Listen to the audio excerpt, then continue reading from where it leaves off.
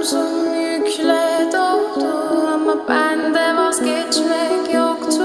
Bitmedi, bitmedi, bitirmedim. Ben özel değilim ya da öyle bir şey ama sen varken hep böyle hissettim, böyle hissettim. Yanan her şey gülmüyor olmalı, bunu sen de hatırlarsın da artık